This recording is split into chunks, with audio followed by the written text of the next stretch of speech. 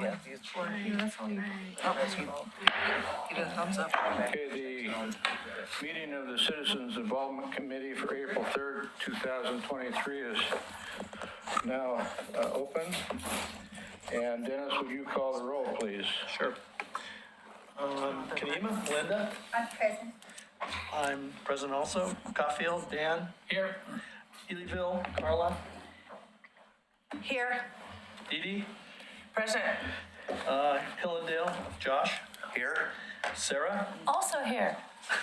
McLaughlin? Here. And here. Will? And here. Rushing it. Park Place, Steve? Here. And Bob is here. And I believe that's our, And Adam's on Zoom. Adam, can you hear us? Do you want to unmute and say present? I want to make sure. I don't think they can hear us. That's what I've been trying to work with Willamette Falls. Can anybody on Zoom, Adam or Dan, hear doesn't us? have audio on. Well, they can't. But can anybody hear me? No, they can't hear me. Or Dan. Adam is ill tonight, so he won't be here. I think he was going to try to be He's via virtually Zoom. here. Trying to get here.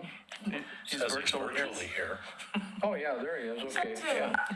All I have to do is be smart enough to look at my screen, and I could have seen But that. none of them can hear me right now. Welcome to Zoom. Enter your meeting Nor ID Dan. followed by pound. Here. Oh, Willamette Falls Media is re-logging in just to make sure. There's no little. So our Zoom folks can talk. No. Because what they do is they take the audio from my computer and they're routing it through their system. So I actually don't have my normal Enter computer your audio. participant It's actually ID this. followed by please enter the meeting password followed by pound. Choose a nice logo. So, just a moment. You are in the meeting now. You are unmuted. Okay.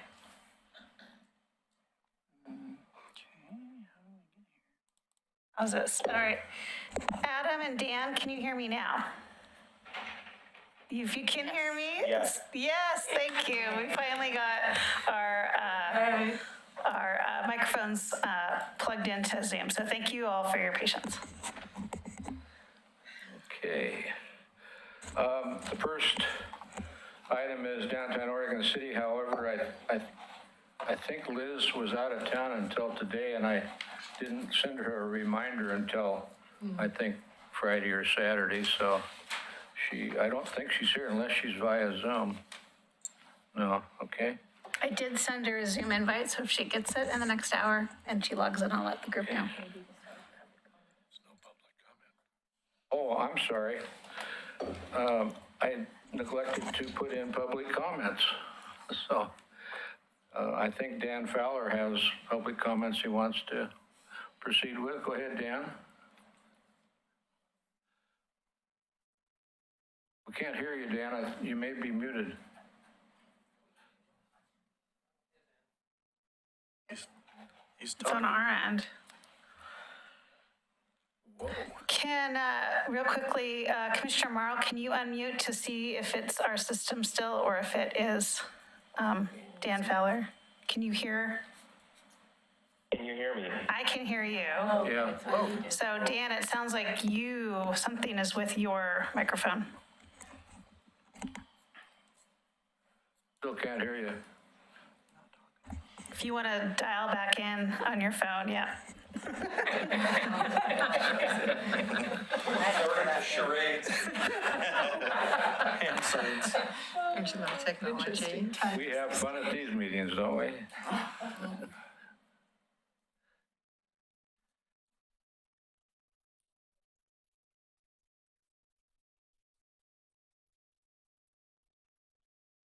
Yeah.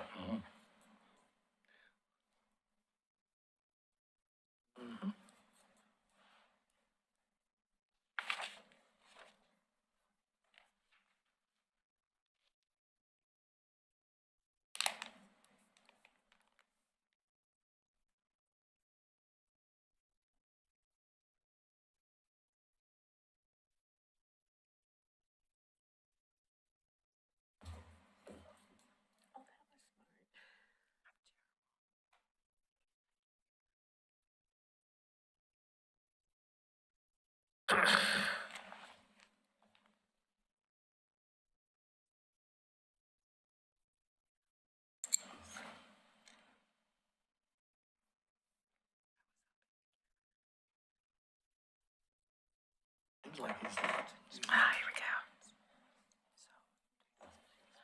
Oh, while Dan is go. trying to get energized there, again, Okay. Hey, Dan, can you speak now? Let's see if we can hear you.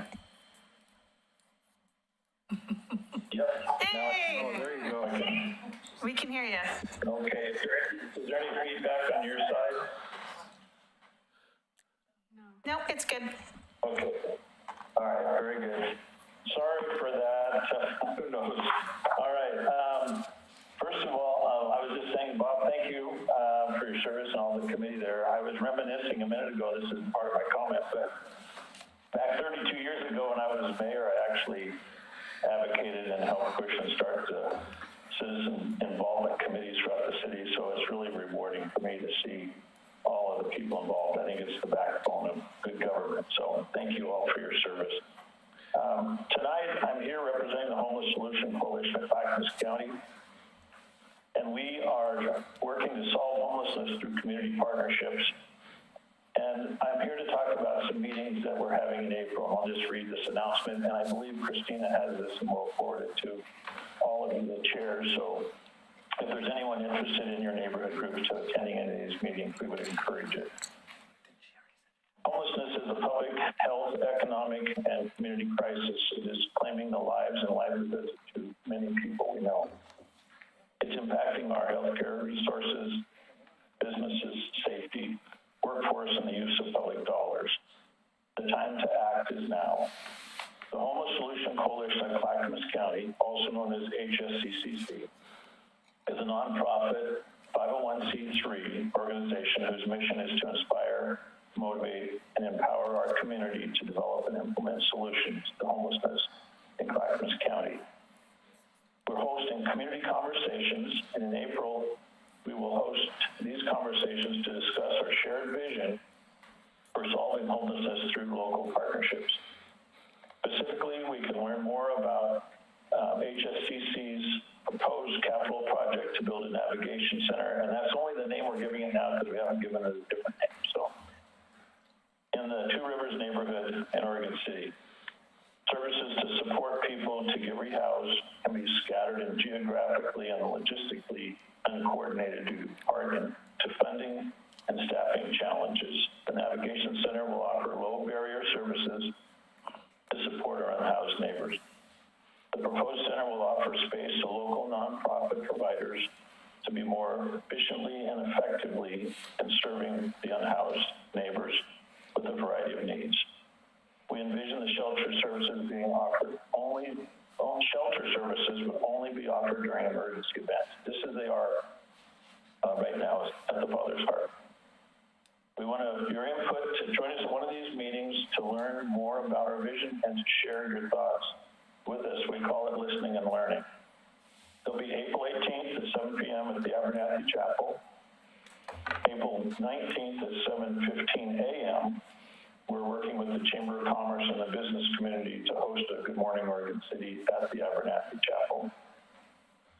April 20th at 9 a.m., we're hosting another meeting in the morning at the Abernathy Chapel. And on the 20th of April at 7 p.m., we will have a Zoom access meeting. And that will be, you can gain access to that meeting by going to our website at www.hsccc.org. To learn more about HSCCC at our website, or for more information, you can contact Joe Wedding, who is our executive manager at joe@hsccc.org, or you're welcome to contact me. So we're working to relocate some of our nonprofit service providers that are already doing a good work in our community. And I just wanted to inform that all of the neighborhood groups in the city are welcome to come in and listen and to bring any thoughts or concerns you may have.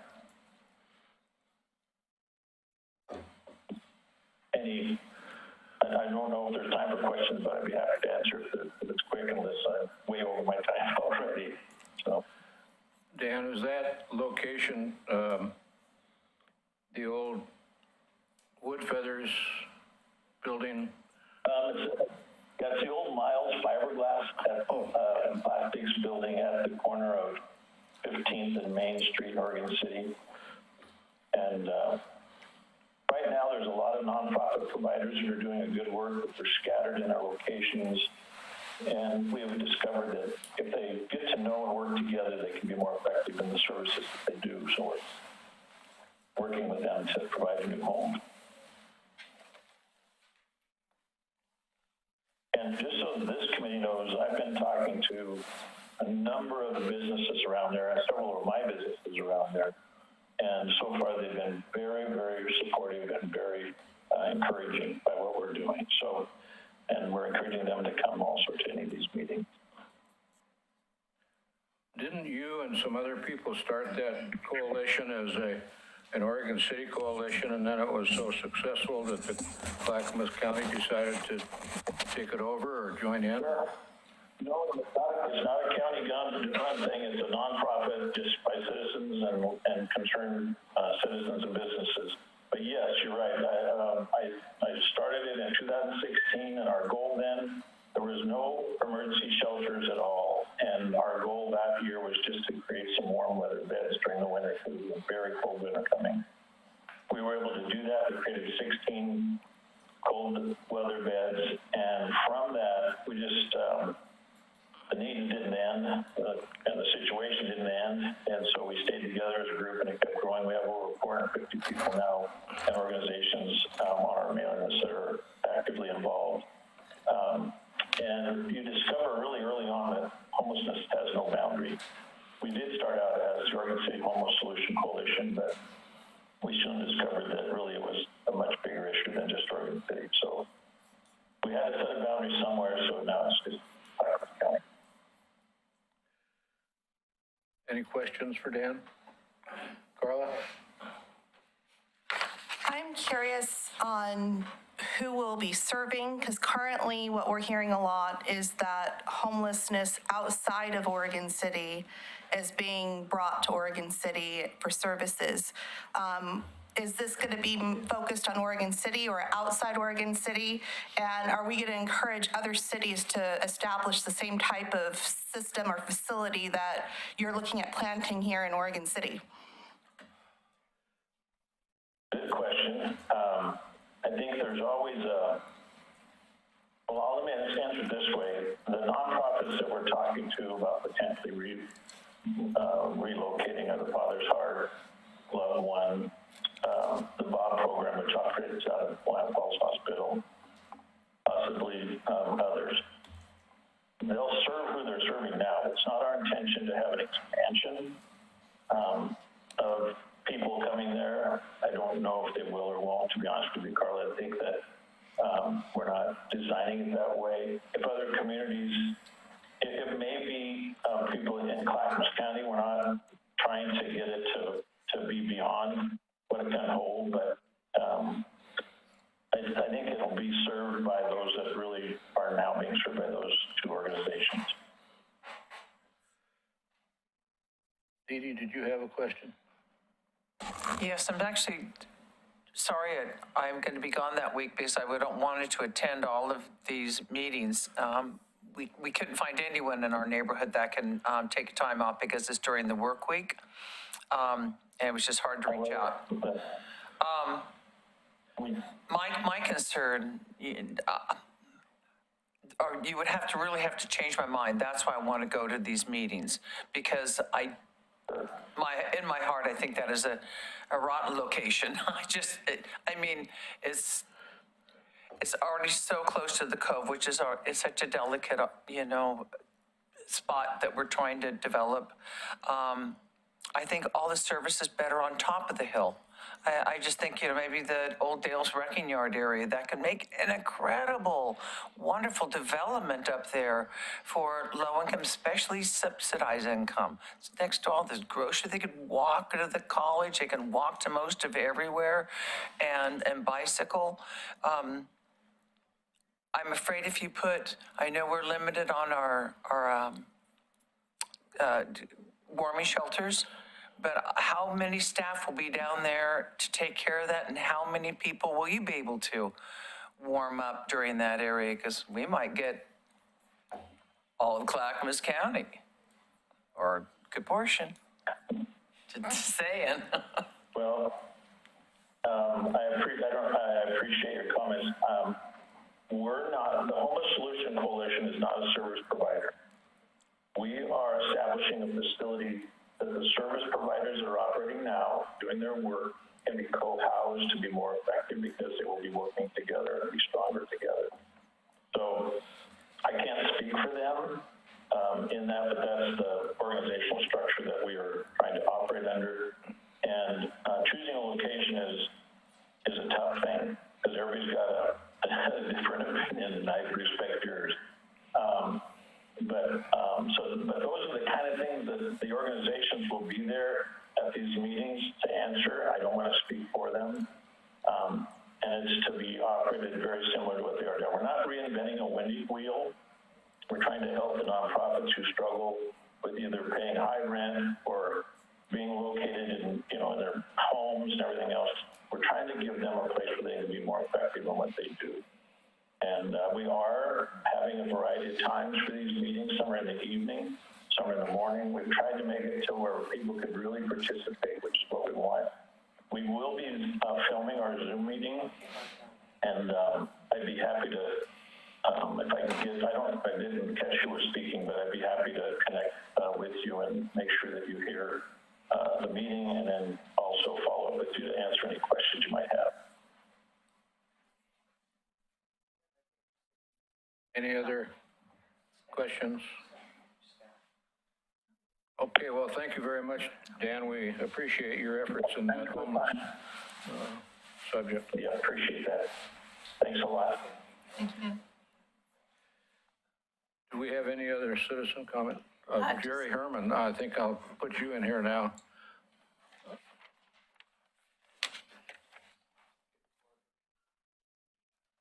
You are muted.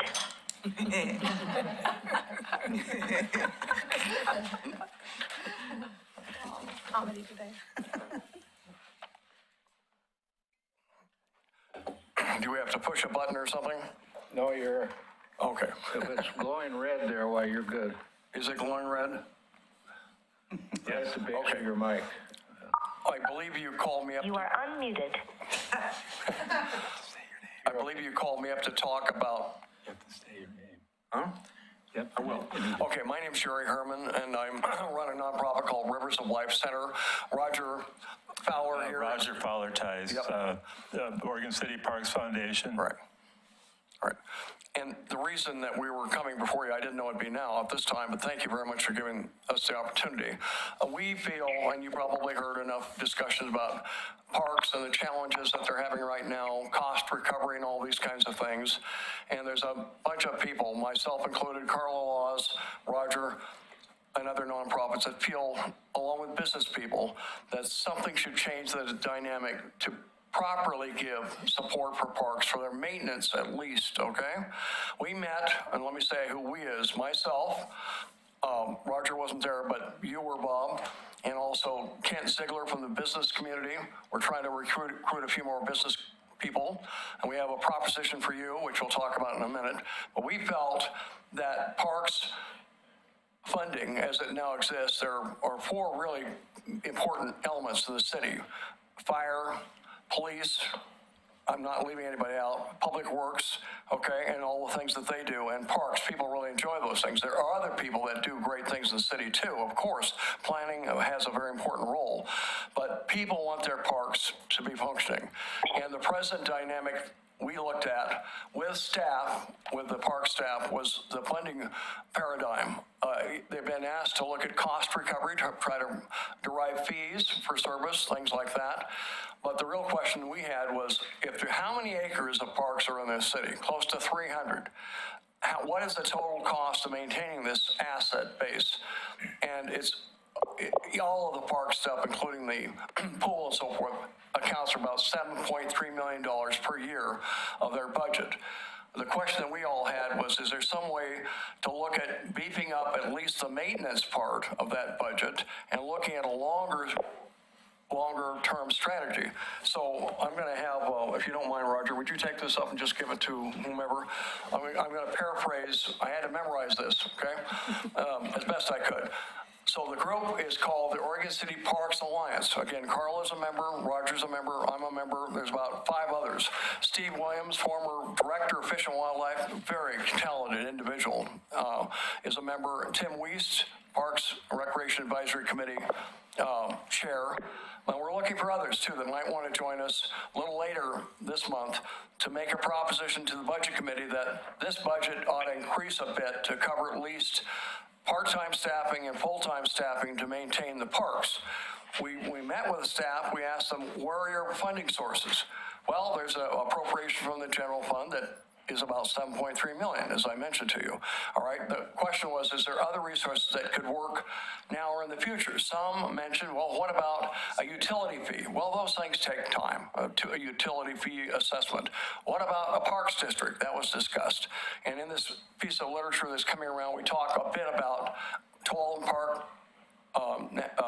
recreation, Parks and Recreation, very good district, does huge things. It's a big area in Washington County.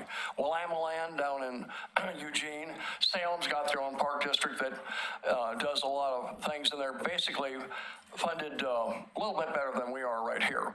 So what we're looking at, this group, Oregon City Parks Alliance, is how can we bring together momentum to do something that's more than just basically holding the line and not focusing on cost recovery so much, as an example, and perhaps some other things that were being discussed that you probably heard of. But ultimately, how can we give the parks a little more stability, especially with part-time and full-time maintenance and staffing to do those functions? I've gotten calls from the parks folks, John Waverly and others, routinely, not routinely, but often, to do some stuff to help them. And I know Oregon City Watershed, Great Oregon City Watershed Council is helping out in a big way. The question is, what can we do to bring, again, some additional funding into the picture? All right, so we looked at those ideas. Some of them take time. The utility fee would take time. The Parks District would take time. A general appropriation increase in the general operating function, $7.3 million, being upped in some manner. We don't know what that number is yet, but somewhat up, could make a huge difference starting this summer. July 1st is when that budget becomes effective, and it's a 2-year budget, but $7.3 million per year is what they now receive. And so we are going to go to the Budget Committee. The city recorder's been helping us with this process a little bit. On Thursday, the 27th of April, 6 p.m., Pioneer Community Center, and we're going to make our pitch about what's the problem. They also, you've heard, have $23 million in backlog, deferred maintenance. Well, that's another issue. We're not going to talk about that. We're talking about what can we do to take the pressure off cost recovery and give the staff a chance to have more assets to do their work. We're asking, basically, any of you that might have an interest, this group is a very expensive group to belong to. Big zero, no cost at all. We're looking for advocates from your group here that might want to be a part of this effort to make our pitch, to start the ball rolling in a new direction than what has been going thus far.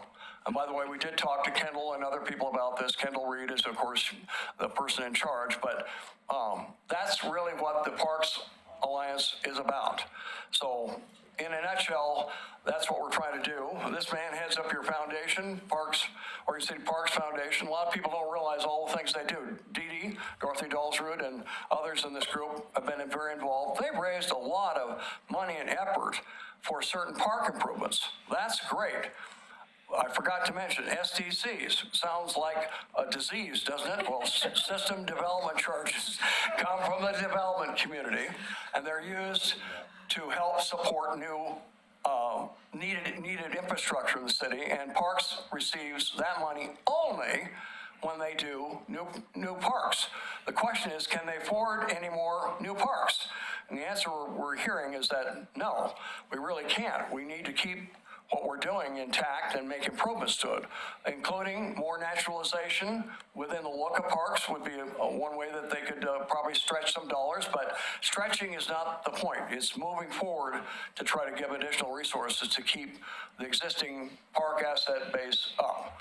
300 acres almost. I mean, I'm exaggerating a bit only because I've watched them down at Clackamas Park, not just in the park, but in adjoining lands where I've helped them keep the area clean around Clackamas Cove. Sometimes parks folks are asked to do those outside areas that Public Works and others cannot address. So that's what the Oregon City Parks Alliance is all about. So we'd love to have any of you give me a call, give Bob a call. I put your name on there, Bob.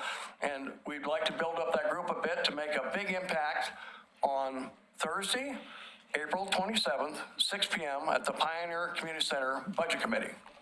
Any questions? I'll be there. Okay. 6:07, Jerry. 6 people. 6 p.m.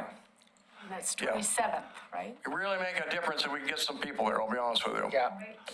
This is kind of like lobbying in a way. We're trying to get people to look at the whole thing a little bit differently, okay? And Cost recovery's nice. I would just caution everybody to keep the, Pardon?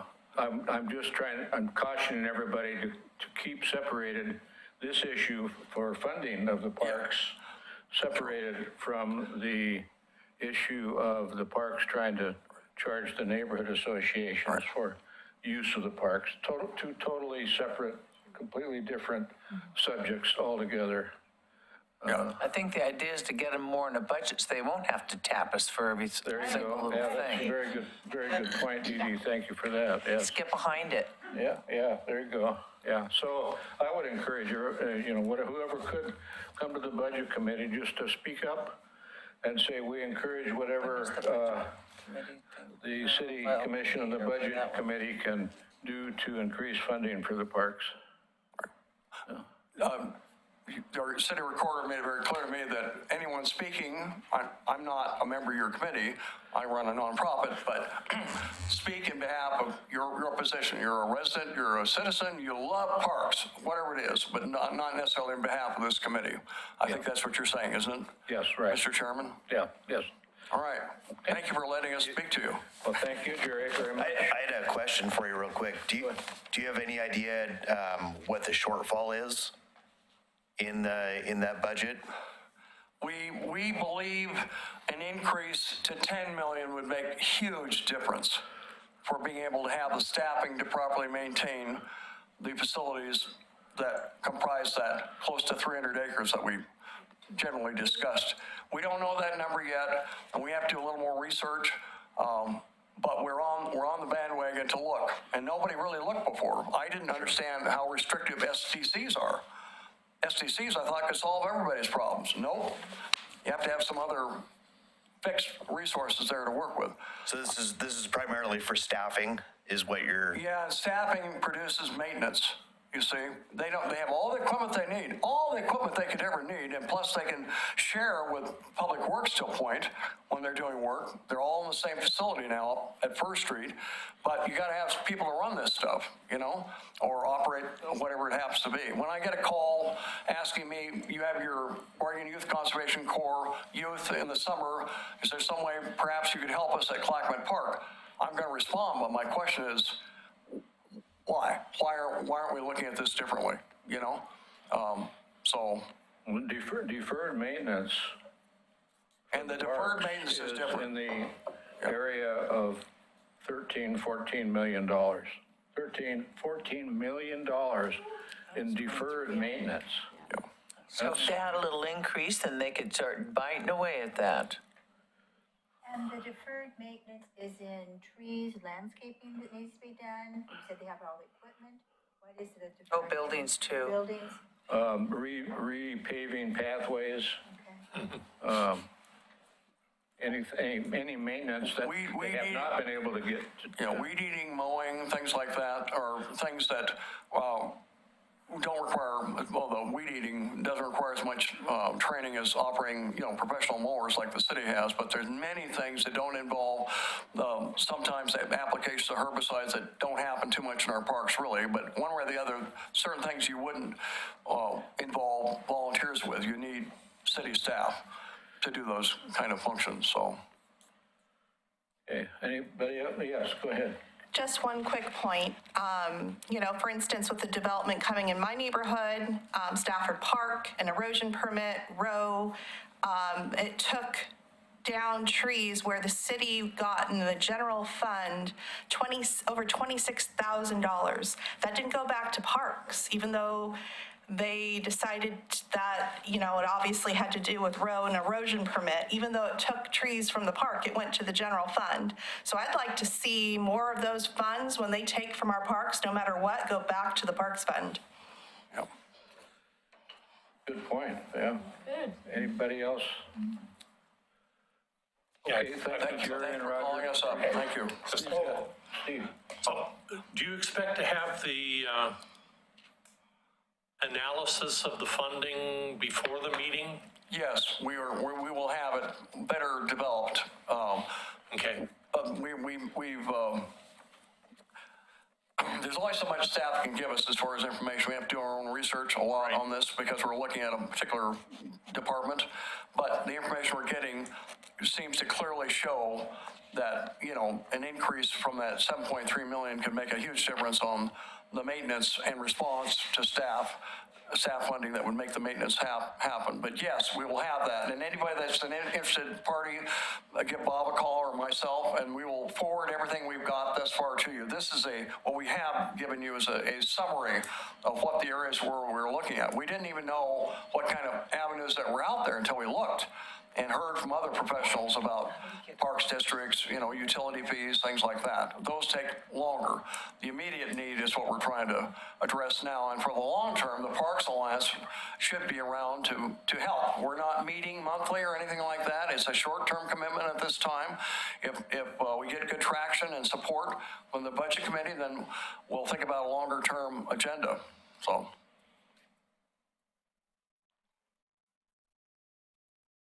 Okay, thank you, Jerry and Roger. Appreciate the information. Yeah. And good luck in your efforts. Our efforts. Okay, Kendall Reid is out with the flu, so he won't be with us tonight to give us a presentation or for us to chew on him, whatever the case might have been. So the next in line is our City Commissioner, newest one, Mike Mitchell. Come up and give us some thoughts on being a city commissioner. So you're gonna chew on me instead? Okay, there you go. Emily needs a link to the Zoom. Oh, I sent her an email. Okay, thank you. I'll send it to her again. Well, first off, Chair LaSalle, thank you for the invitation, and good to see all of you tonight. I don't have too much to say, but then I'll be happy to take questions. Just a little bit. I've already been doing this for 5 months, which really surprises me. In one respect, the time really goes fast, but in another respect, and I guess it's one of the frustrations, is how slow things move, how long it takes us to get to a decision. And I know we have to be deliberative about everything we do, but wow, we can really get in the weeds sometimes and not make progress at the speed I'd like to make it. I guess the other thing that has been a bit of a surprise, even though, I was on the Planning Commission, I was on the CIC, I was vice chair here for a year, and I've done a bunch of different things. So I knew what the City Commission did, but I've still been surprised at the time. I committed myself going into it that I was going to try to be the most prepared person in the room, and it takes a lot of time. And all due respect to Bob and Carla serving on the Planning Commission, that takes a lot of time. But a bad week for Planning Commission load is a normal week for City Commission. There's always a lot if you're really going to do your homework. So that's been a little bit of a surprise. The other thing, and this goes back to Planning Commission also, I think in the community as a whole, not anybody here because we all put in the time, but I think there's a lack of understanding and a lack of knowledge about how in a lot of ways we are hemmed in what we can do, whether it's by state law, and I'm going to talk about that more later, or metro requirements or our own code. You know, the boundaries, the gutters of what we can do are a lot narrower, I think, than what people think they are. And it's oftentimes difficult for us to have a legal reason to say no. And that gets to public education, which I'm going to talk about in a little bit too. Just some priorities that I want to try to work on, and these are in no particular order. And I'll start with permanent parks funding. Jerry did a very good job of recapping what the issues are and how SDC fees can use. SDC fees can only be used for expansion, whether that be a new park or added land onto an existing park, or playground equipment at a park where there isn't playground equipment, those kind of things. But it's expanded capacity. It cannot be used for maintenance. And that's not the city, that's a state law on how we can use SDC fees. So we do need a permanent solution. And so $7 million from the general fund now, $10 million would be wonderful, and you're right, it would be a great start. But we don't have $3 million sitting there. If we add $3 million to parks, we're going to reduce support $3 million to other projects, other priorities, other staffing where it is now. So unless we go the route, as Jerry said, of whether it be a parks maintenance fee or a parks district or a bond, some way to find additional park revenue other than from the general fund. Otherwise, there'll be some tough choices to make in terms of what can we cut back on to find that $3 million. So one added point on that, there is nearing completion, I believe, I don't know the exact timing, a parks master plan. And a part of what that consultant was challenged to do was provide funding needs and funding options. And I know all of the city commissioners are anxious to get our hands on that, look at what those options are that they put forward and what kind of an issue we really are facing so that we can deal with it. Because I think, and I remember I'm one voice up there, but I think I speak for most of the commissioners that we can't kick this down the road anymore. Paths in the parks with tree roots, shoving them up, which we make private citizens repair, but the city properties, we don't necessarily, you know, so the needs are there, and hopefully we'll get some answers from that master plan on where we could go. Another thing that I think we need to keep looking at, because I'm very concerned about what it will do to our downtown. We've made so much progress downtown, making it an inviting place, and that's what's going to happen to the courthouse. And I'll say, at the risk of being politically correct, I don't think the county's being a good partner with us in terms of what they want to do with that old courthouse and when. And if that goes vacant, the number of people, customers, that courthouse brings to downtown on a daily basis is huge. And having that sit vacant for any length of time is going to be life-threatening for restaurants and retail downtown. So that's something we've got to keep our eye on. One of the things, I know everybody talks about public involvement, and I do too, but I want to talk also about public education. And I mentioned already that there's a lack of understanding in a lot of people about how city government operates. And I don't think we can expect anybody to provide meaningful public comment if they don't understand the process. If they don't understand the process, if they don't understand what decisions are being made, how they can get involved, how they can make an appropriate decision. So some of the things that have happened already that I'm pleased about, and I'm pleased on the first one that happened because this is something that I asked for back when I was on the Planning Commission. Our public works staff put together a thing that they called Traffic 101. And it was done by our city traffic consultant. It was, I think it was about an hour-long presentation, and explained how the traffic numbers are generated, what's required of a developer if they come along. And that is on the city website or on the YouTube channel. But I was gonna try to see if I could find it myself, and I don't know if I could. So I have a meeting on Wednesday with Jared Lyman, our city communications manager, and I want to talk with him about how can we make those things more visible to people? How can we also divide that up? YouTube and video, especially for younger people, that's where they get their information. So if we could have a whole series of 5 to 10 minute videos on city-related topics, how city government works. We did the Traffic 101.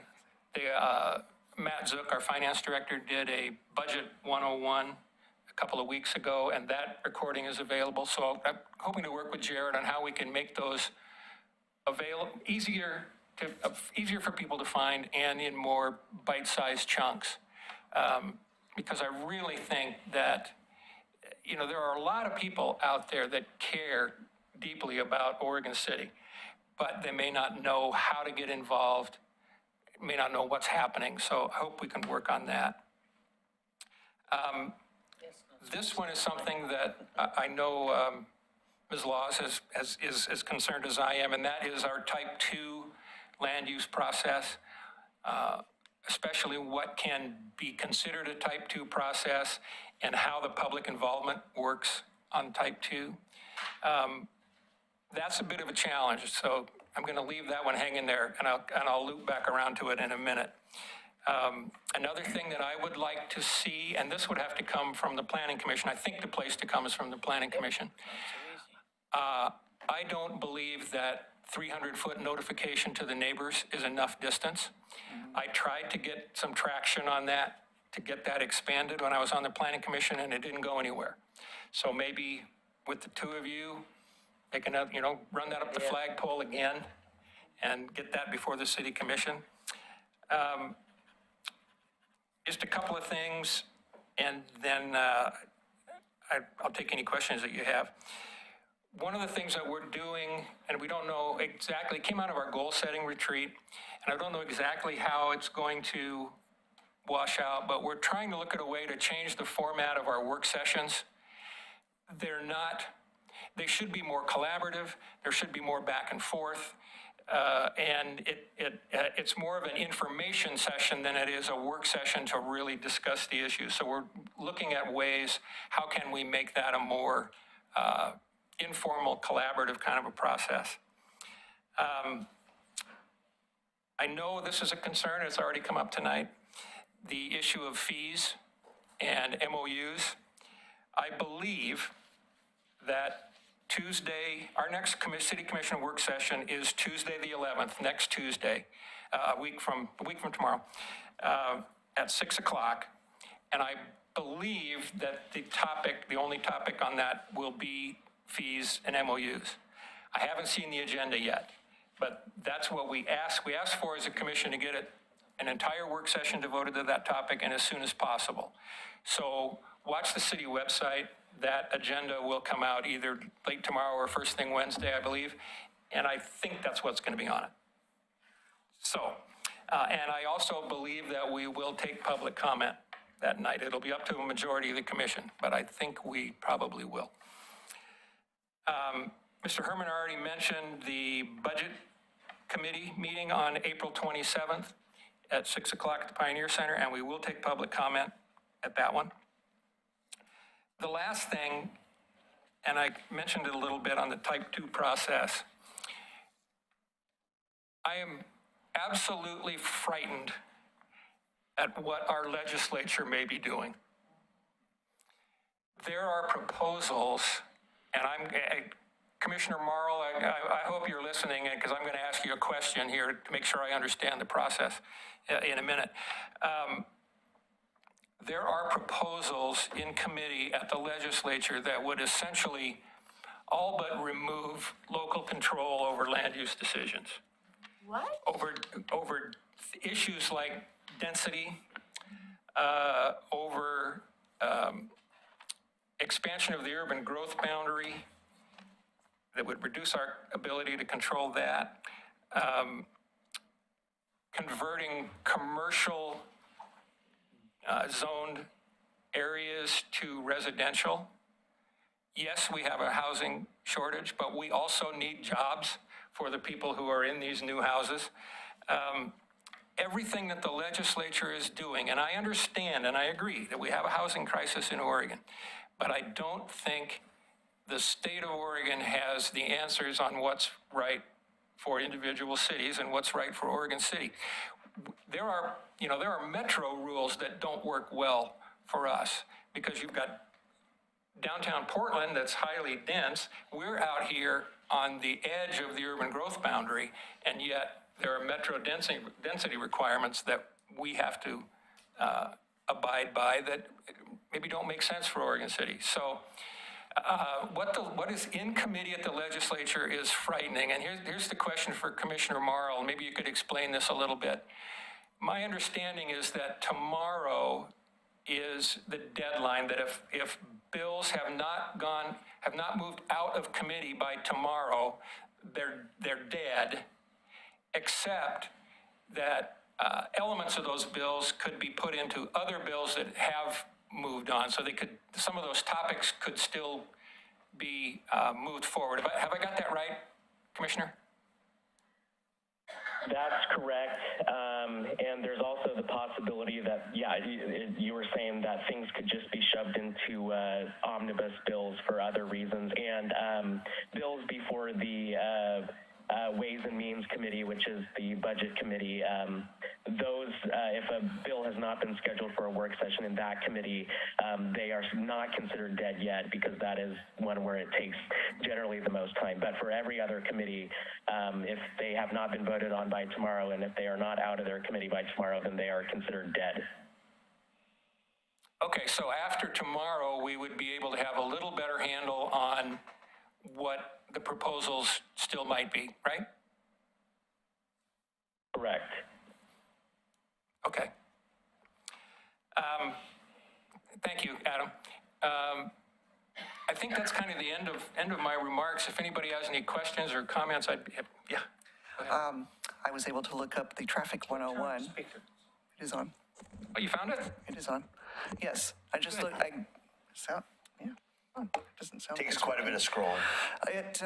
I just did a search for Traffic 101 and it comes right up under traffic engineering. There's 2 links to YouTube presentations, and there's 3 files for PowerPoint presentations. So great. And there is, fine if you know what to look for. Thank you. There is, I forgot to mention this, but there is a refresh of the city website that's under development right now. And hopefully that some of those things will be a little easier to find. Navigation will maybe a little simpler in the website. Christine, do you know the time frame on? Summer. We just were cut off from whatever we made changes before April 1 is what's going to get, the content is going to get migrated. So we're in this couple months period of the transition. Okay, thank you. Any other questions? Any other questions? Linda? I hope you do take public comment at the work session about park fees. I'm not a native Oregonian, but I came to Oregon and fell in love with the parks. Wonderful, wonderful parks that we have. And they're going 2 children who are very, very active in the Oregon City parks.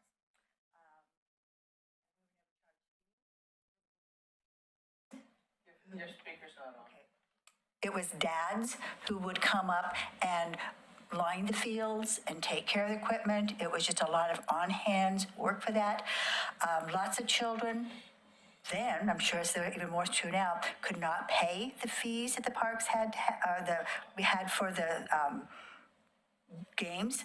And I can name three children's names right now who are very welcome citizens of Oregon City. And I think the parks, it takes a village to raise children. And I just think that's just criminal to charge children to pay organized fees. There was never any excess money in those fees that came in for the organized parks. My sons wore the same uniforms. I mean, they're 3 years apart, so they wore the same uniforms for 6 years. There was just no extra fees for that. The coaches were volunteers. And to charge neighborhoods, I don't like that either. Howard Clemson was born in Kenema. Howard Clemson died in Kenema. He built 2 homes in Kenema. He was the mayor of Oregon City. Howard Clemson got a grant to build the shelter that's in the Kenema Children's Park. And he he wanted it to be big enough, large enough, so we could hold our meetings there. Well, it's too small now, but that's the backbones that go into lots of these things, all of the neighborhoods. So anyway, I hope you take comments. I'll be there. That'll be, the decision whether or not to do that, it will be a consensus of the commission, but I suspect that that's the way we're leaning because I know there's a lot of concern on that topic. And the other thing, no one on the city commission thinks that fees is going to fix our parks funding issue. We're chasing after nickels. Yeah. And we got a millions of dollar problem. So that's not the solution. Hopefully we can come up with an option that people in Oregon City will agree to and can support. And Jerry mentioned this, the idea of a parks district, and I'm sure that's one of the options that'll come forward. But if you think about the cities in Oregon that really have outstanding park facilities, whether it be Bend, North Clackamas, Tualatin Valley, those are all parks districts. And they're not cheap. I mean, people are paying a substantial amount of money every month to support that park district, but they get something wonderful in return in terms of parks and how they're maintained and programming. So that'll be one of the options that comes forward, I'm sure. Carla. So I'm going to make a couple comments here. First about parks, as a volunteer perspective in terms of, I don't feel that the parents are being advocated for enough as a parent. And if the city's really wanting to look at equity and inclusion, the big thing for me is, how is that? Because parents, there's a limit on what parents can pay, like Linda said, in terms of, what it costs for your kid to play sports. Parents have to pay for all that. And on top of it, now they're getting a fee for their kids to play sports, which we're giving kids an opportunity to improve themselves. So I have a hard time with that as well in terms of that. And then obviously, as volunteering for the city in terms of nonprofits and just in general, whether people want to say it or not, it makes people not want to volunteer. It's just too hard. The other thing that I want to say on a separate note, as a chair of a neighborhood association and a steering, Elyville has Malala Avenue, which half of the lots I've discovered are vacant and owned by California leasing firms, just sitting on them, empty. And, we're attracting more garbage, we're attracting more homelessness. And the biggest thing for me is, gosh, if we want to connect our newer and mid-century neighborhoods with our older historic district and make it feasible, would be to restore Elyville in terms of having commercial on bottom where people can walk to stores and having living space on top. We've advocated that as a steering, and we're hoping that goes forward because in 2019, that's what the commission wanted. And obviously things have changed with the priority of House Bill 2001 and obviously things to come. But it'd be really nice if they're really looking at infill is having businesses to be able to support that infill and make it look better and bring more desirability. Yeah. There was one other thing I was going to bring up. What was it? It's just, it just doesn't feel as if, obviously when I started planning commission, I didn't want to argue as planning commissioner. One thing that came up is Tom McCall's vision of livability is that this is honoring Tom McCall. No, it's not, because my family, my great uncle by marriage is Vicatia, and he was followed after Tom McCall, and they would be horrified. Tom McCall would be, and so would Vicatia, about what we've done with livability. And so that's all I gotta say. I mean, look at our parks right now is having to have the brunt of this infill, and we can't even support our parks. And like you said, SDC fees only go for new parks. So we're having a huge dilemma here, and the state needs to start listening more to the cities. But cities need to honor the environmental part of improving our parks. So it's a catch-22. Thank you for listening. I agree. I'm a big fan of mixed-use buildings. Yeah. You know, retail and housing up above. I'd love to see some housing downtown. And the 7th Street corridor is zoned MUC1, which is mixed-use corridor, which allows for the kind of building you're talking, but it doesn't require it. Right. And we're not developers as a city. We don't want to get in that business. So, you know, what gets built is what private development thinks can pencil out. And, you know, are there ways maybe that we could incentivize that as far as allowing higher density? I'm sorry to say that out loud, but some sort of incentives that would make building retail on the ground floor, housing above, more attractive. Because I know, for instance, in Portland's not a great example now, but before the pandemic, there were developments in Portland going back to the Planning Commission, asking for permission to repurpose the ground floor from retail to housing because the retail won't lease. So, you know, that's kind of a struggle.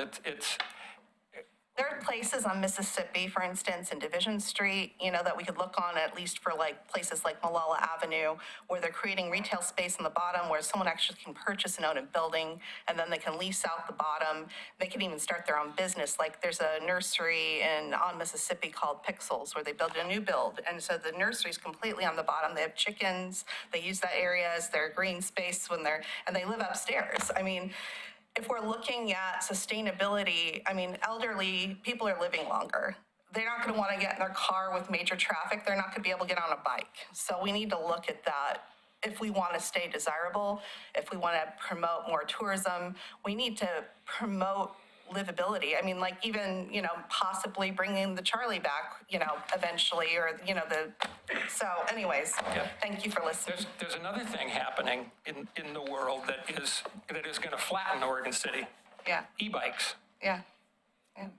Hills aren't a problem anymore. Yeah. And I see them now already. I see people riding them in my neighborhood, headed off to work. I see the same, there's 2 or 3 people that I see using the same route every day. And e-bikes are becoming more and more popular, and it just gets back to that accessibility, multimodal transportation. Edie? Aren't we able to write something in some of our corridors, just sheer design that has to happen in our city to make it livable?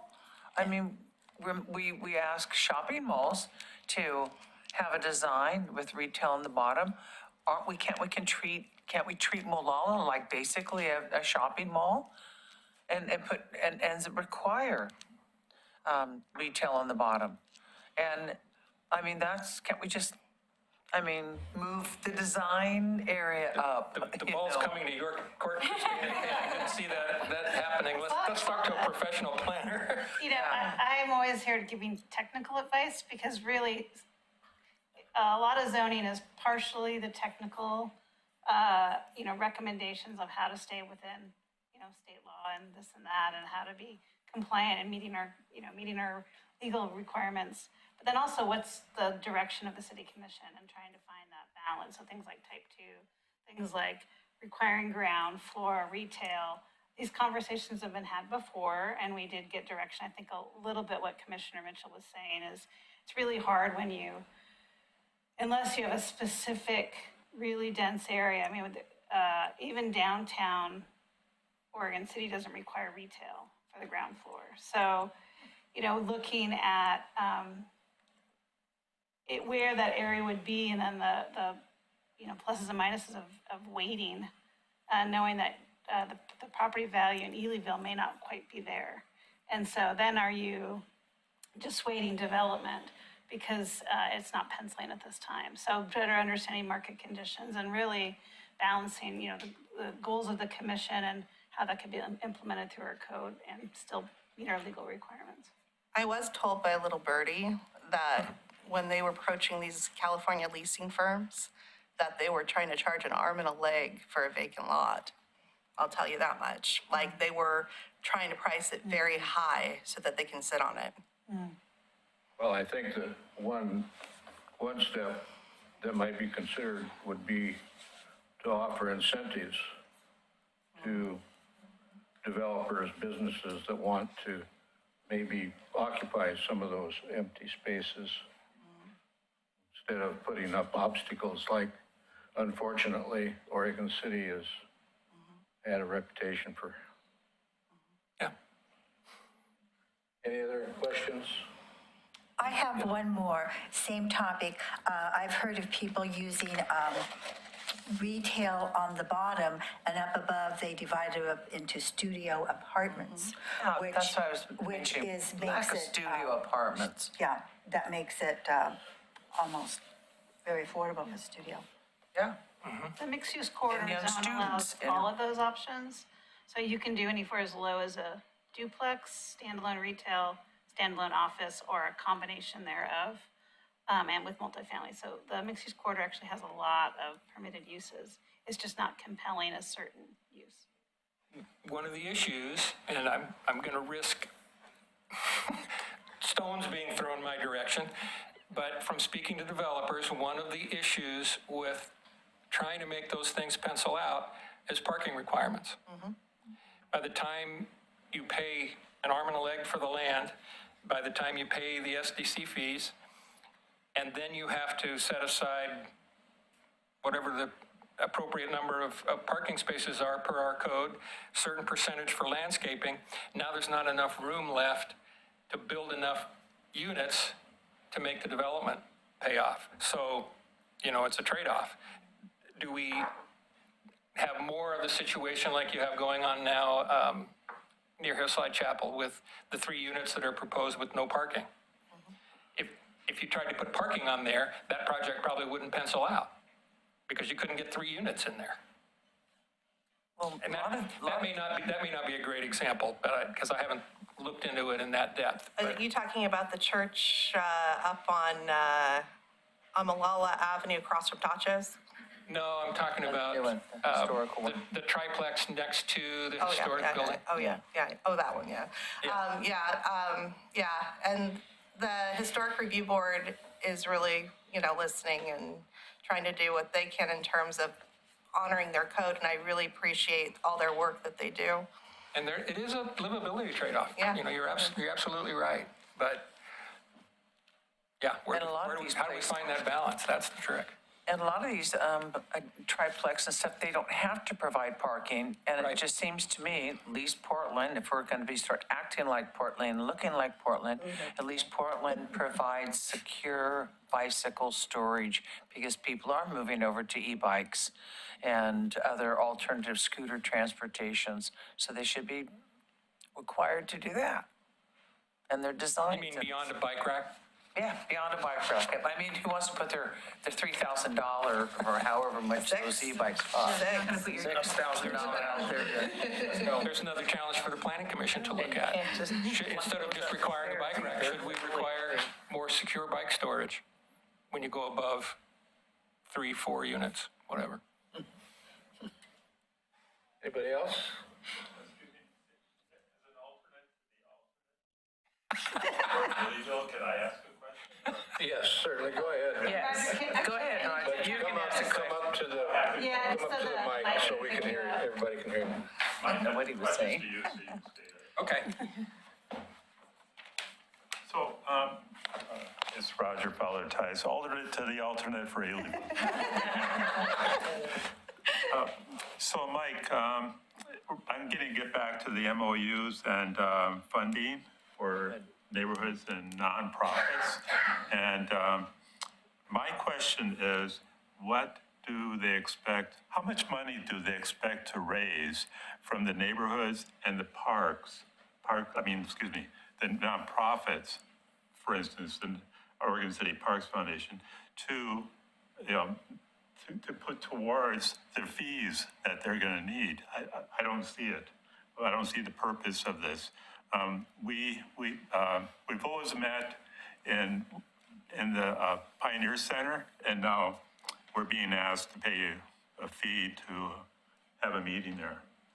And all our money from the Parks Foundation is for the parks. That's what we raise money for, 10 cents at a time. So I'd like to put that question to you so that maybe you can get an answer of what they expect to raise from the neighborhoods and park in. I'll ask that question. I have not seen that kind of a projection. The process started, City Commission several years ago asked for a cost recovery study, and a consultant was hired.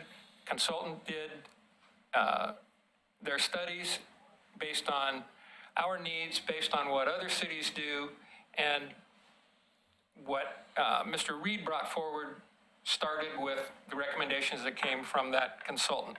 And it wasn't trying to land at a particular income amount. It was more on, this is what it costs us to provide those services, so this is what we should try to recover. That's the way it was done. Right approach? I don't know. That's one of the decisions we're going to have to make. But again, we're chasing after nickels. I wonder how much the consultant cost. Yes. And also, if the consultant came up with the fee of what it would cost to maintain our parks and generate it, that gives us an exact amount what we need to be requesting as a raise for our parks and our budget.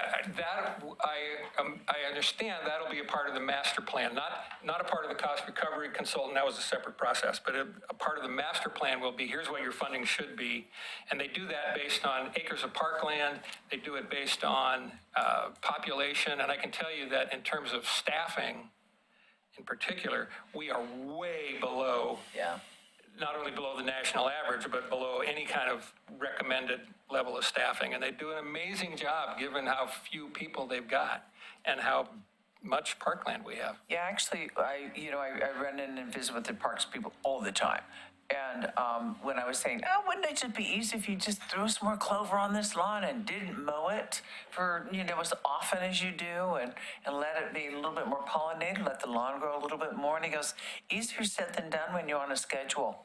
He goes, you have to have a whole nother person and a whole nother person doing those schedules because you have to wash the machines down each time and he says, I would love to, we just don't have the manpower. And again, they can't take on new projects, even money-saving projects that'll eventually could save them money by less pesticides and maybe less mowing, but it takes a while to implement that. So you'll feel more ache and more things. But again, we want to do so many things, but again, it goes back to staff. And they can't help us in a lot of those because they don't have the staff. And then they want to charge us as volunteers. I'm going to allow one more question, and then we'll have to move on. Carla? Won't be me. Turn myself off. You okay with me asking one more? You're the one. Okay. Yeah, her and I. One thing to mention is, someone mentioned the consulting firm, and I was told there was 2 different consulting firms and 2 different bids, is understanding the bids and why it went the way it did and the overhead cost of those bids.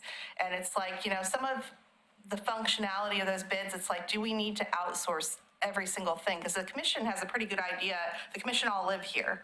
So it would be nice that the commission obviously they're not engineers or people who draw out plot maps in terms of design, but I would think some of this cost could be saved possibly if we're listening to our commissioners who live here, who represent us, who were voted in, and some of these consultants who come in, what connection do they have? And are they communicating directly with the commission, or are they communicating directly with the city manager who's communicating to the commission?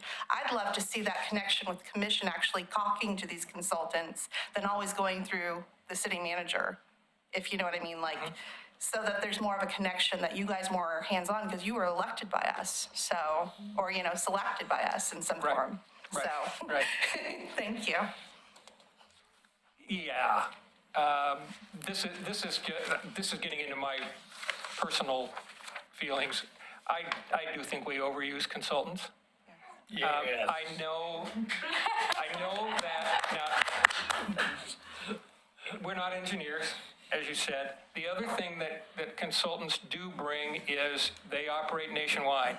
So they're going to have access to best practices, to what percentage of budget do cities our size spend on their parks that we might not be able to have the access to. And, we are not, we don't have a huge city staff. And somebody has to do that work to be able to inform the city commission so that we can make a logical decision. And I already talked about how slow things can happen sometime. If we relied on staff for all of these things that consultants are doing now, we'll make less progress, because, they're only human. I'm amazed. I was amazed for 4 years at the amount of work that our small planning staff can put forward. It's incredible when you see the reports, the level of detail that they go to. And that's true of all of our city departments. And so that would be an additional burden. Am I a big consultant fan? Yeah, not so much. But that's, I'm one voice up there. Thank you again for letting me have the time. Thank you, Mike. I wouldn't object to coming back in 6 months and take another run at it, see how things are going. See how many more gray hairs you have. They're coming, that's happening.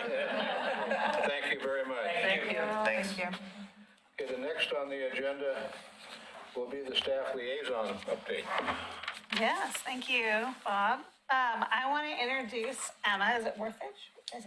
Worthich, sorry. Emma will be your new staff liaison, officially probably starting in the July meeting. I'm going to have Emma introduce herself, but over these next kind of April and May meetings and June meetings, we're going to have a transition. I'll still provide support for postcards till July 1, and I'm going to train Emma for the next fiscal year. So you can still send everything to me until I tell you to send everything to Emma. So you'll get but it probably won't be probably closer to June when that starts happening. So would you introduce yourself, Emma? Hi. Yeah, this is my first time doing this. Hi, my name is Emma Worthich. I am a new resident to Oregon City. My parents moved here about 5 years ago, and I went off to college in a little state called Vermont for the past 4 years. So I now reside actually just outside of the city limits of Oregon City, but technically still Oregon City. And I'm very excited for my new role. My official title is the Community Engagement Specialist. So I work under Jared Lyman. So doing lots of communication based things. So along with this committee, I am also working with the Youth Advisory Committee. Yeah, I think that's it. I'm originally from the San Francisco Bay Area. I always like to say that. If anybody else is like a Niners fan or a Golden State Warriors fan or really likes the Bay. Yeah. All right, thank you, Emma. I don't know if you can be a Warriors fan here, but I'll let it go. I already warned her we're a pretty rough bunch. I just have one thing to say. Go Beavs. The one nice thing thing about Emma is you've, over the last couple years, received everything through our little community development brain, and I didn't have up-to-date access to kind of communication information. So Emma will kind of be, when we're able to provide you, better updates, what's going on with parks, day-to-day stuff with the library, just more of the kind of everyday community information that I just didn't have that good access to. So I think the new liaison reports may be different. So you can have that conversation with Emma. I think she'll be able to bring a lot of what's going on in the city information that I just didn't have at my fingertips. So be good. I'm mostly going to meetings. Lots of updates. And then coming up, we have lots of minutes to review. Angelique, our assistant city recorder, has been doing audits of all of the boards and commissions. And she has been working on reviewing a lot of the draft minutes that were created during COVID by we had a bunch of library staff that kind of transitioned to doing that work during kind of the early parts of COVID, as well as just reconfirming which minutes were actually approved or not approved. So I have a big bunch tonight. There'll probably be a couple more in the next 2 meetings. I think we'll be able to wrap it all up. And then at some point I will send, I wasn't able to get it printed out because it didn't format correctly, but I do have a nice Excel spreadsheet that I'll give to our chair of the audit that he can take a look at and ask Angelique any questions. But if you say, well, how am I going to approve minutes that were when I wasn't here or were from 5-6 years ago? I think the goal is to accept them in, make sure they're acknowledged so they can be part of the record. If there is something you think is materially incorrect, we can pull that meeting and come back, but at some point, unless you see something that is just absolutely incorrect, there is value in getting them adopted, even if it's been a couple of years. So that is all I have, if anybody has any questions. Okay, I think we need a motion to approve all those minutes. I would prefer to approve them as a group rather than individually. Does anybody have any comments, questions about the minutes that were presented for tonight? If we approve them tonight and then we notice something that needs to be changed, can we do that later? We can amend minutes. Okay. Yeah. I make a motion that we approve the minutes that were submitted. I second that motion. Has been motioned and approved to approve the minutes as written in the agenda. All in favor say aye. Aye. Aye. Opposed? Abstentions? Motion passed. Thank you. Anything else from staff? Okay, I don't have it on the agenda, but I have a huge subject, which is our CIC budget. I'll be going before the Budget Committee on April 27th to present our budget, and I truly wish, after the hours that I've put into this, that I wish I would have been able to hire a consultant. What a boon that would have been to my sanity. Let's see here. I'm going to pass around my latest version, which is quite different from the last one. Let's see.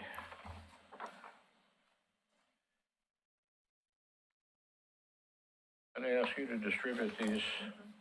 This one goes to Denise, that's all of them, and then the rest of them are per the neighborhoods. Or I'll just take our turn. Okay. I can help. And I did find out that the CIC budget is included in the city budget on page 39 under special programs. And it's actually part of the city commission. This one's Eluville. Oh, okay. But- got you, who's happening? Oh, here's Rivercrest. Oh, they have names. Yeah. Tower Vista, Two Rivers. Hillendale, so. Oh, yeah, get on the hill and Grayvale, okay. Caulfield. Little mix Yeah. up. Yeah. No. Little mix up. Tower Vista. No, I'm McLaughlin. We gotta shuffle them. Yeah.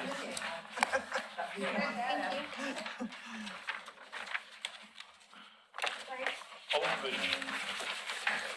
Two Rivers, Rivercrest.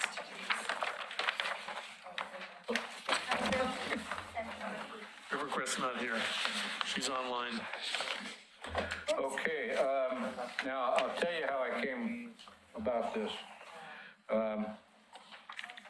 I took the total cost of all the neighborhood association meetings, and I, of course, had to guesstimate within inactive neighborhoods, and then take that times pi divided by 365 times 3. And I hope you all know I'm just kidding. Is that an April Fool's joke? I took the total cost of all the neighborhood association meetings, which was $51,713. And they divided that, and that's my best guesstimate from what's on record and what I could have determined. Divided that by 15,961 households, which is what our budget shows. And that equaled $3.24 per household per year, as opposed to the present budget of $1.86.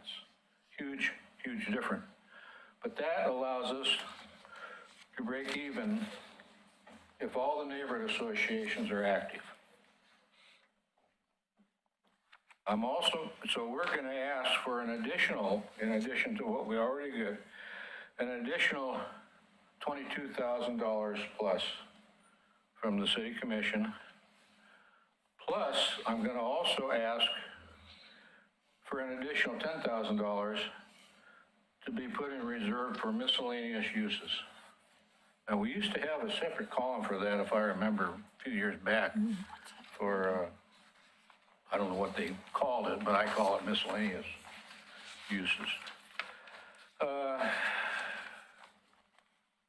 And then I'm going to put forth a possibility to consider some kind of a cost of living increase as time goes along. I think that was suggested by one of you at the last meeting. Yeah.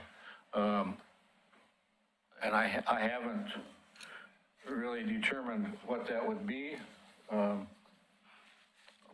I couldn't determine it because it will all depend on the cost of living, obviously.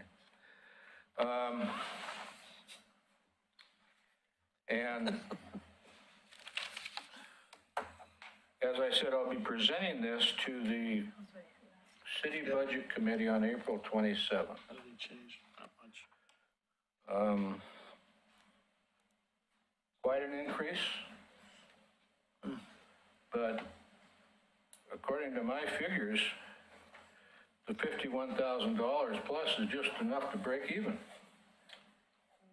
with all the neighborhoods being active, and I'm hoping very soon we'll have them all active again. We've only got a couple left that are no longer active, so we've come a long ways in the last few years activating neighborhoods. I'm so glad. I mean, I was looking here, look at all these people in this room, and I was so happy and so thrilled to see all these people paying attention to what was going on and offering suggestions and questions and comments and all that. It brings back memories of back when the CIC was a real strong group, and I think we are now. So anyway, you each have a copy of your own neighborhood budget. I hope it meets your approval. Will, go ahead, question. I don't know. Yeah. Just for clarification for a newbie, the $10,000 that you're proposing for miscellaneous, what random things would be involved for that? Like, because that's a fair. That was a figure that I grabbed. Right, but what would that money be used for potentially? It would I be guess that's what used, I'm asking. For, if a neighborhood wanted to buy some special signs, like we've paid for sandwich board signs for neighborhoods from other neighborhoods that weren't active budgets. This would be a separate budget so that we could maintain the neighborhood budgets, but have something to draw from for miscellaneous Okay. uses. Thanks. Carla? One thing I'd mention, my microphone. One thing I would mention is, a lot of us, on top of, if you're looking at it, as nonprofits do as well, is count their volunteer hours. And we're not getting paid for anything we do in terms of responding to emails, to using our technology, to bringing technology that we've had to provide of our own to facilitate the meetings, all the volunteer hours to take to prepare a meeting, to gather people. I mean, one thing to present to this budget is, all that time that we do as well that we're not getting paid for to justify the increase. But that's just my feedback, but thank you.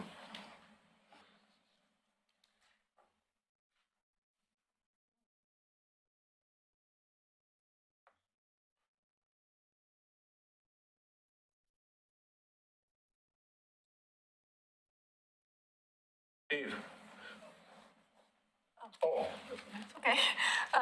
So after Mike spoke to us, and there's only so much money to go around. So I got kind of a couple things going on here. I've got the big red number, and so if a neighborhood runs out of money, we just don't get to advertise our meetings? Is that what happens when we go in, when we've spent all the money we have? What we have done traditionally is there's always some neighborhoods that are not active. So we but just they're still borrow from allocated Peter the to budget. pay Paul? Okay. So we borrow from their So budget. so the city doesn't know, they don't respond with money when we've run out? No. Okay. We have to stay within our budget. All right. Just like any other department in the city has to. Okay, all right, that'll work. Thanks.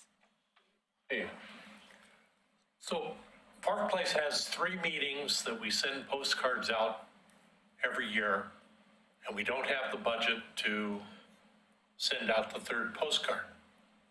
I know other neighborhoods have 4 meetings and manage to get postcards out. So how the allocation is done doesn't seem quite right. However, we have a meeting coming up in May that we would like to send a postcard out for, that we're $600 short on our allocation.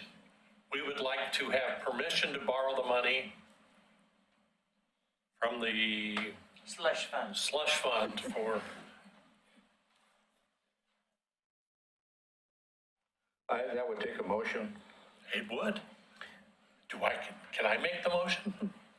I'll make the motion. I make a motion that Park Place. I make a motion that Park Place be able to borrow from some of the additional extra funds in order to send out their May invite for their neighborhood association meeting. I will second that. It's been motioned and seconded to approve the additional funding for Park Place. Any further discussion? All in favor, say aye. Aye. Opposed? It's passed.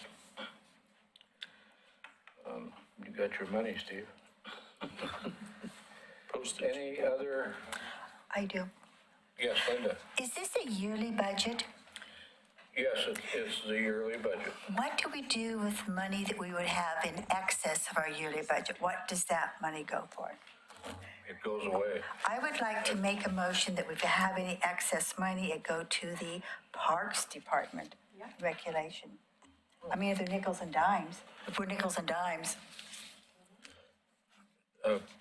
Christina, you were going to say something? Oh, I was thinking you were asking for a carryover, and I'm told by finance, we don't do carryovers in the year 1 and year 2 of the biennium.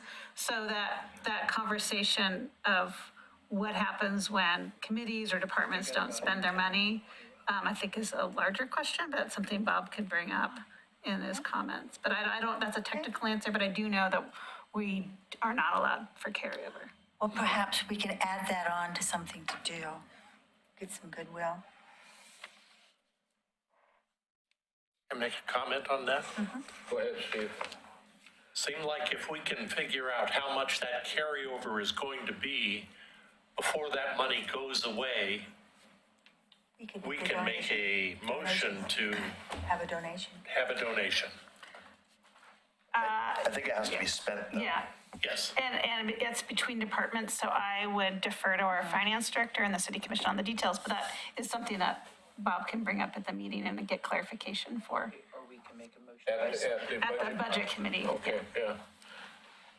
Ooh, I've got a list. That's what I'm saying. I think we need to talk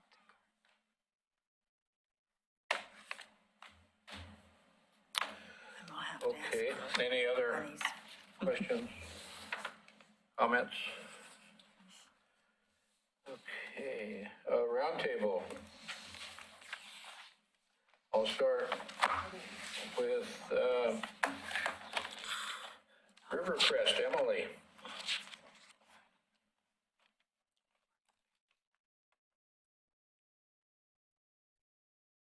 Hello, Emily? Sorry, just had to unmute. Yeah, I'm here. So we had a meeting last month, and we had, I think, 10 people, and most of them were new members, so that was really exciting. We had only 1 or 2 people that had come to our previous meeting, and lots of new faces.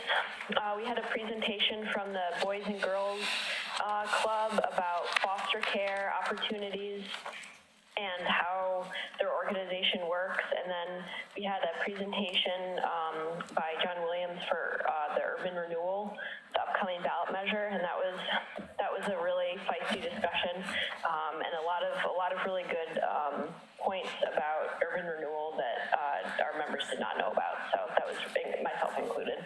So that was really informative. And we're having an additional meeting this spring in about 2 weeks, and Abernathy Green is coming to talk about their project, and we're also having somebody from CERT come talk about emergency preparedness, so we're excited for that. I think that's all of our updates for now. Where do you have your meetings, Emily? We had the last one at Gardner Middle School. Suze has been really great about coordinating a space for us during that time. We hope to have them at Gardner indefinitely, but we're also excited about the library potentially if they can't host us for any particular meeting. Okay, that's good. Okay, next one would be Steve with Park Place. So we had a steering committee meeting a couple of weeks ago, and mostly we discussed the turnover for our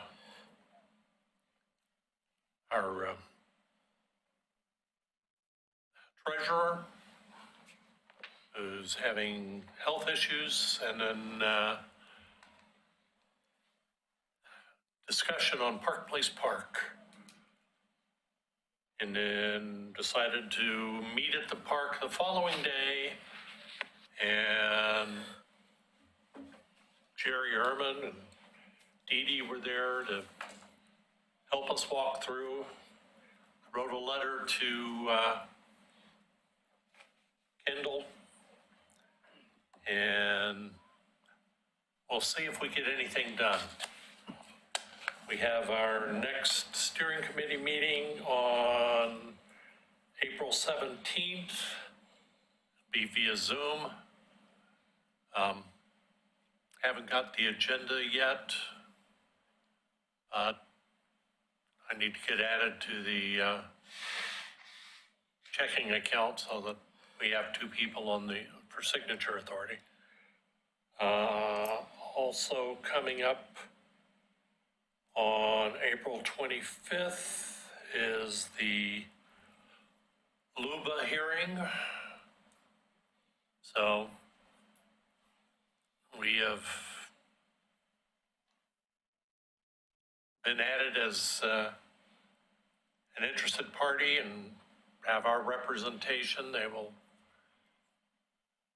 while it's a Zoom meeting, if you're not a lawyer, you have to attend on Facebook. So, otherwise, that's what we got for right now. Thank you, Steve. McLaughlin, Denise. We have a steering committee meeting this Thursday, and we haven't had a meeting since our last meeting here, so I don't have anything to report. Do you? I don't either. No. Will, did you have anything to No, not nothing to add. add? Hillendale, Josh. We had our steering committee meeting last month. We kind of brought everybody up to speed on the CIC meeting, and then we had lots of heavy discussion about how we were going to continue to notify people about our neighborhood association meetings. So we still stuck with postcards, and our meeting is tomorrow. We're going to have Seth from Abernathy Green over there talking to us, and that should take up the majority of the meeting. So excited about that. Sarah, anything else? No, you got more than I would have. Where is your meeting? We're holding it at the transportation facility at the school district. The bus barn? Yes.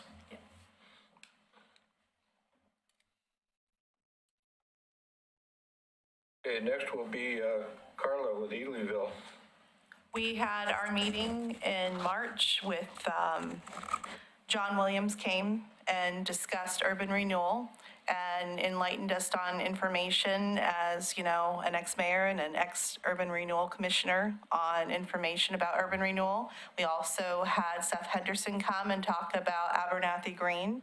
I was told we were a very feisty group, of the feistier ones.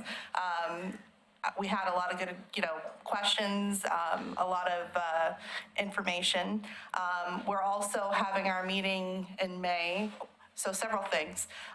We're having our steering next Tuesday, and then on the 15th, our neighborhood association is working with Rivercrest, Oregon City Watershed, and also OCPF in terms of doing a planting at Singer Creek Park. So if anyone wants to join, they're totally welcome to. We're trying to beautify that area with native plants. So please come April 15th at 10 a.m. in the morning up until like 1 o'clock or maybe sooner. The Boy Scouts of America are coming as well. And then, yeah, troop, what was it? 140. 140. And also, we're having our meeting in May. We're having CERT come and give us an update.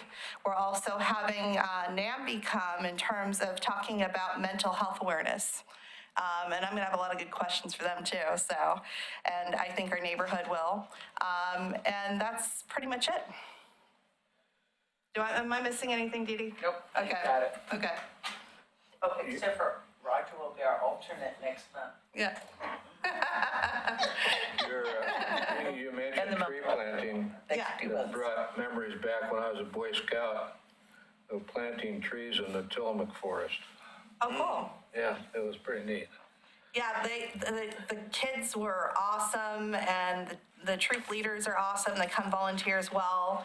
And I think we had a really good group in March, and then April 15th should be fun. They bring food, so if you're a little hungry, there'll be some snacks and water. So. Next will be Caulfield, Dan. Oh, okay, it's working. Well, we had an interesting meeting a couple of weeks ago. It was canceled at Bus Bond because of COVID on Saturday, and of course our meeting was the next 3 days. So we got on the internet and spread the word around, and we've got good response. We put signs up at the barn saying, you know, we're online. And like an idiot, I put my phone number on, so everybody that was showing up was calling me. I was trying to run a meeting, and Robert back there.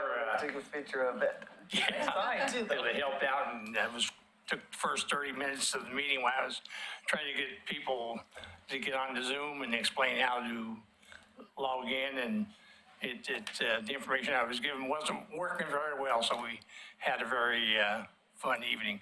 Do you have anything to add, Robert? Interesting comments from the county. We had the county Department of Transportation projects that they were anticipating doing in our area.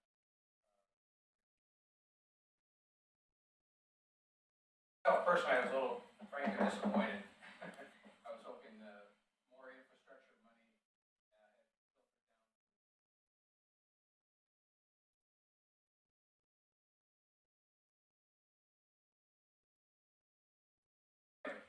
It was an interesting, informative meeting. That's about it. Okay, thank you. Next will be Kenema. Linda. Oh, okay, I'll take it. We're happy to once again be included in the library. Our next meeting will be held there on the 20th. And there's a number of us who are involved in training for the process that they've installed with the use of the library. This time, since we haven't really got that up and running, Greg Williams will be our turnkey, open the door, close the door, and facilitate that endeavor.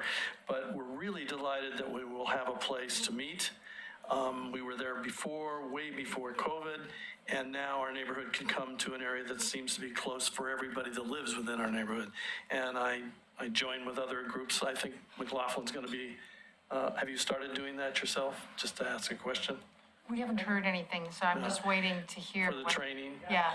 So we're delighted to hear that, and I think it's a plus forward in terms of like getting neighborhoods back into their neighborhoods and being able to be, central to where you live. So that's basically it. You want to?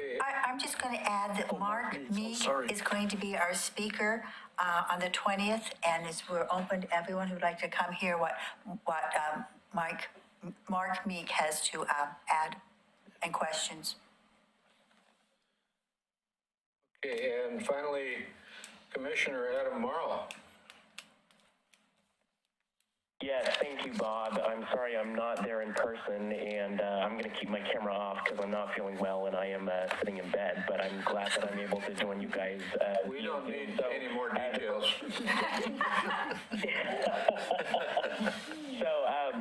First update is that we finally had our first meeting of the Youth Advisory Commission.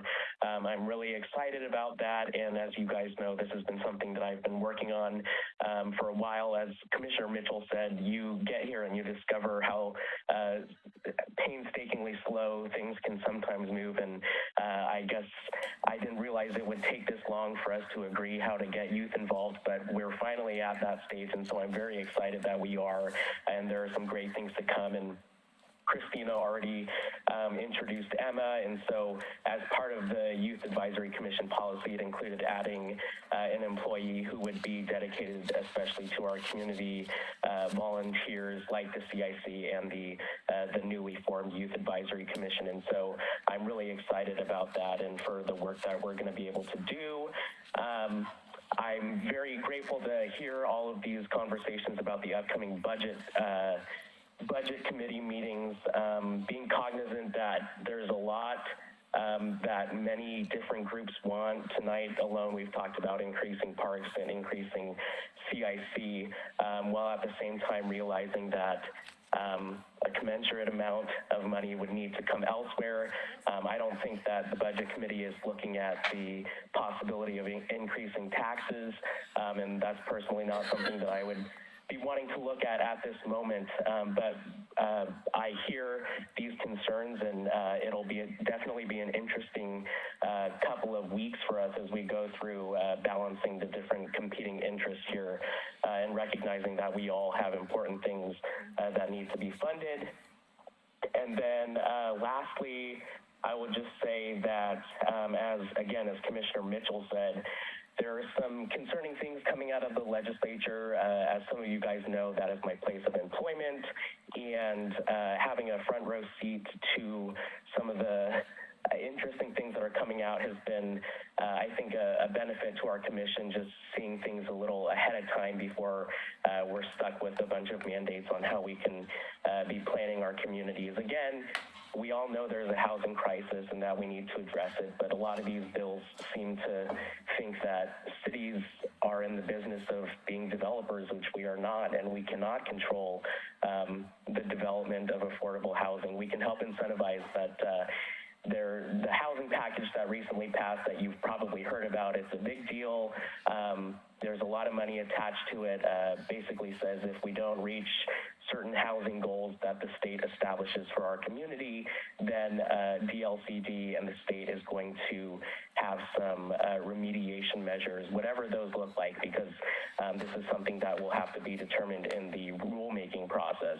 So there are a lot of things that are going to drastically change the way that we as a commission and a local government are able to govern our community. And just know that we're frustrated.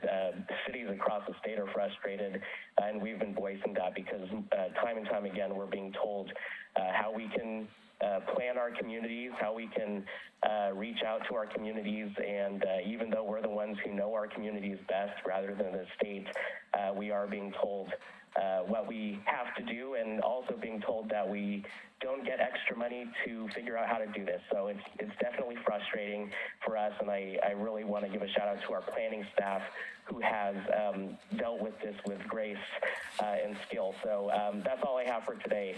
Thank you. Thank you, Adam. Does anybody have any questions of Commissioner Morrow? Okay. My question for you is the Youth Advisory Committee. I saw an interview with the mayor in terms of them addressing DEI. Are they going to be also doing projects in terms of planning or anything with concerning city issues and training concerning either planning, public works, or parks? Are we looking at anything else in addition to DEI so that these kids get some experience of how the city works? Yeah, that's pretty much the goal of the committee. The DEI is something that they can definitely be addressing in tandem with the educational opportunities that come with the other departments that you just mentioned. But in the end, we already have a DEI committee, and so what I'm pushing for is more of an educational opportunity and kind of gaining some more citizen efficacy instilled in people at a young age, and actually realizing what their local government does, because most of their parents don't even really understand what their local government does. And so I'm hoping that we can have staff come in and speak to our youth advisory commissioners about what their job is, and I'm definitely going to be talking with them about what I do on a day-to-day basis as a city commissioner. So, but in the end, what I want of this commission is for it to be guided by the students. So if that's what they decide they want their project to be, then I will be supportive of that. But that doesn't mean it will take from a more holistic experience that gives them knowledge of the wider city workings.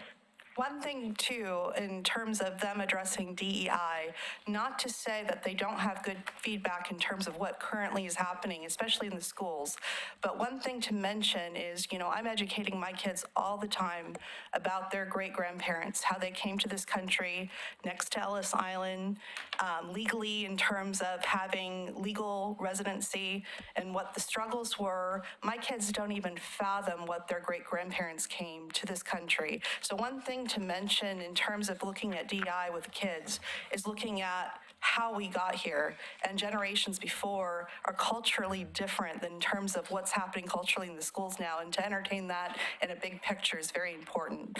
Thank you very much. Absolutely. Anybody else have anything? Okay, if you, yes. Hi, I just wanted to say something about the Youth Advisory Committee since I'm also, I usually talk very loud, so I'm trying to adjust myself a little bit for this. So, okay, cool. Just wanted to comment on the Youth Advisory Committee because I'm another staff member that is there. Something that was brought up in a majority by many of the students was the topic of history in schools, but also history that we're learning as residents of Oregon City, what's being taught to the students as well as what they are able to learn themselves. And so that is something that is at the forefront of our discussions in the meetings, especially this past one. So just to know that the history of Oregon City as well as the Oregon Territory and their individual stories is definitely being brought up in those meetings and is very, very important to these commissioners. And so they know the effects of that, and through their education, they want to ensure that the education goes beyond them and into the schools. And that is something that their project is going to revolve around, most likely. So that'll be very exciting when we get more of an update about that. So just wanted, some hope for the commission. Are they going to be inviting the Grand Ron for that additional history input? They should. They're a big chunk of our city. I'm not quite sure. I just moved here, so I don't even know. So I would also love that. But I'm not quite sure, but that is something that should definitely be brought up. Yeah, well, I'm sure Commissioner Adam is still listening, so he has a little bit of input into that. Maybe the equity inclusion section. Yeah. Okay, anybody else? If anybody would like to come and support me at the city commission budget, I'd appreciate it. To be quite frank, the very existence of the neighborhood associations depends on that budget. Because if we don't have the ability to communicate with the community, it's all gone. If we all showed up, would it get us more money? Well, let's see, per head, I don't know if they do that or not. Okay. Can you just give us a little reminder, just in case, just last minute, to let us know again, hey, I'm going, and, Oh, okay. yeah, that'd be awesome. Yeah.